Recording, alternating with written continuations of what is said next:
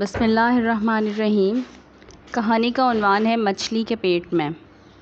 تاریخ میں کبھی ایسا نہیں ہوا کسی قوم پر عذاب الہی نازل ہونے والا ہو، عذاب کے آثار سامنے آنے لگیں اور عین اس وقت وہ لوگ توبہ استغفار شروع کر دیں اور اللہ کا عذاب واپس پلٹ جائے۔ صرف ایک قوم کو یہ مہلت حاصل ہوئی۔ یہ قوم حضرت یونس علیہ السلام کی قوم تھی، جس کا ذکر قرآن سورہ انبیاء میں کرتا ہے۔ حضرت یونس علیہ السلام کو ذُنُّون کے نام سے بھی جانا جاتا ہے۔ یہ قوم نینوا میں آباد تھی، جو کہ موجودہ شمالی عراق کا شہر اور آشوری سلطنت کا دارالحکومت تھا۔ جب یہ قوم اپنی سرکشی اور گمراہی میں حد سے آگے بڑھ گئی تو اللہ تعالیٰ نے حضرت یونس علیہ السلام کو ان کی طرف بھیجا کہ انہیں سیدھے راستے پر لائیں۔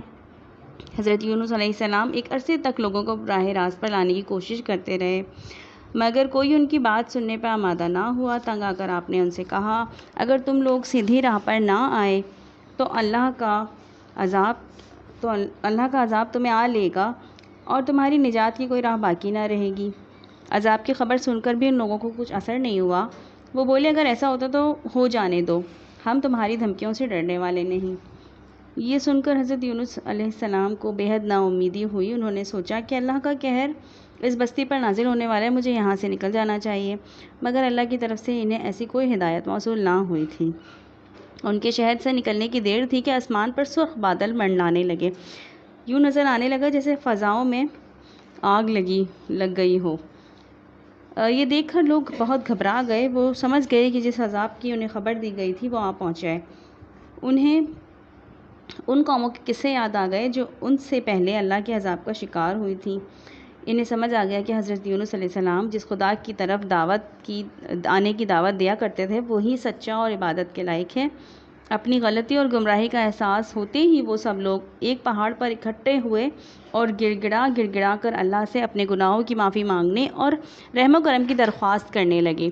اللہ کو ان کی آہوزاری پر رحم آ گیا اور ان کے سروں پر منڈلاتا عذاب دور کر دیا گیا۔ سرخ بادل چھٹ گئے اور آسمان صاف ہو گیا۔ یہ دیکھ کر سب کی جان میں جان آئی۔ انہوں نے اللہ کا شکر ادا کیا اور باہم فیصلہ کیا کہ اب وہ حضرت یونس علیہ السلام کی دی ہوئی تعلیمات کی پیروی کریں گے اور انہیں اپنا رہبر بنائیں گے۔ اس نیت کے ساتھ وہ حضرت یونس علیہ السلام کی تلاش میں نکلے، لیکن وہ تو پہلے ہی شہر چھوڑ کر جا چکے تھے۔ شہر سے دور نکل کر وہ دریا کے کنارے پہنچے اور ایک چھوٹے جہاز میں سوار ہو گئے تاکہ جلد از جلد اس علاقے سے دور چلے جائیں جو ان کے خیال میں عذاب سے دوچار ہونے والا تھا، لیکن اللہ نے انہیں اپنی قوم کو چھوڑنے کو نہیں کہا تھا۔ وہ اجازت کے بغیر اپنی ذمہ داریوں کو چھوڑ آئے تھے۔ اب اللہ کی طرف سے انہیں سبق دیا جانا لازم تھا، اور ایسا ہی ہوا۔ جب جہاز دریا سے نکل کر سمندر کے کھلے پانیوں میں پہنچا تو اچانک طوفان آ گیا۔ جہاز متلاطم موجوں کے درمیان پھنس کر ڈولنے لگا۔ سب مسافر سخت پریشان ہوئے کہ ابھی تو سمندر پرسکون تھا، یہ طوفان کہاں سے نازل ہو گیا۔ جہاز کے عملے نے فالتو سامان سمندر میں پھینکنا شروع کر دیا تاکہ جہاز کا بوجھ کم ہو جائے، مگر کوئی فائدہ نہ ہوا۔ طوفان کی شدت ایسی تھی کہ لگ رہا تھا کوئی دم میں جہاز ٹکڑے ٹکڑے ہو جائے گا۔ یہ حال دیکھ کر کشتی چلانے والے ایک ملاح نے کہا، میں نے سنا ہے کہ جب کوئی غلام اپنے آقا کے ہاں سے بھاگ کر کسی کشتی میں سوار ہو جائے تو وہ ایسے ہی طوفان کی زد میں آ جاتی ہے۔ معلوم ہوتا ہے ہم میں کوئی غلام موجود ہے جو اپنے آقا سے بھاگ آیا ہے۔ جب تک اس غلام کو جہاز سے اتارا نہیں جائے گا ہماری خلاصی نہیں ہوگی۔ یہ سن کر حضرت یونس علیہ السلام کو احساس ہوا کہ ان سے کیا غلطی ہو گئی ہے۔ وہ اللہ کی اجازت کے بغیر اپنی قوم کو چھوڑ آئے تھے۔ انہوں نے کہا، آپ کا خیال درست ہے، میں ہی وہ غلام ہوں جو اپنے آقا سے بھاگ آیا ہے۔ آپ لوگوں کو چاہیے کہ مجھے سمندر میں پھینک دیں۔ لوگ آپ کی بات سن کر بہت حیران ہوئے۔ ایک شخص نے کہا، آپ کے چہرے سے تو بزرگی کا نور ٹپک رہا ہے، آپ جیسا انسان بھلا ایسا کام کیسے کر سکتا ہے؟ حضرت یونس علیہ السلام نے انہیں یقین دلانے کی کوشش کی، مگر لوگوں نے کہا کہ بہتر ہوگا قرعہ ڈال لیا جائے۔ جس کا نام قرعے میں نکلے گا اسی کو پانی میں کودنا ہوگا۔ قرعہ ڈالا گیا تو حضرت یونس علیہ السلام کا نام ہی نکلا۔ اپنے اطمینان کے لیے لوگوں نے ایک دفعہ پھر قرعہ ڈالا۔ اس مرتبہ بھی حضرت یونس علیہ السلام کا نام ہی سامنے آیا۔ تیسری دفعہ بھی ایسا ہی ہوا۔ حضرت یونس علیہ السلام نے کہا، میں پہلے ہی کہہ رہا ہوں کہ میں غلام ہی ہوں، میں پہلے ہی کہہ رہا تھا وہ غلام میں ہی ہوں۔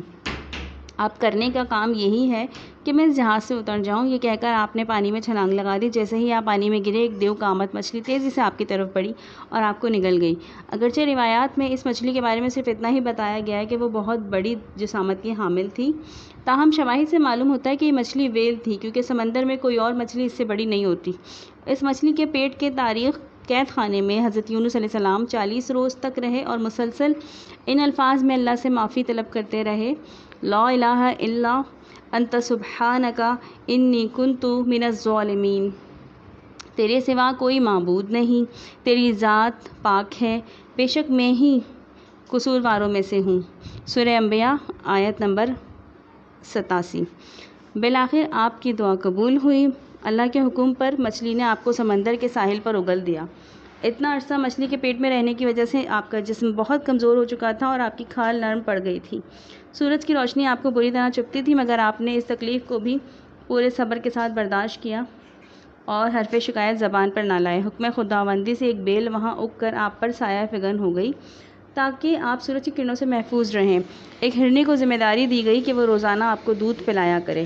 آہستہ آہستہ آپ کی حالت بہتر ہوتی گئی اور بالآخر آپ پوری طرح صحت یاب ہو گئے۔ صحت یابی کے بعد آپ اپنی قوم کی طرف واپس آئے۔ وہ لوگ انہیں دیکھ کر بہت خوش ہوئے۔ آپ کی تعلیم کی بدولت آپ کی قوم نہ صرف عذاب الہی سے بچ گئی، بلکہ آپ کی رہنمائی میں دین و دنیا کی سرخ روئی حاصل کرنے میں بھی کامیاب رہی۔ Thank you.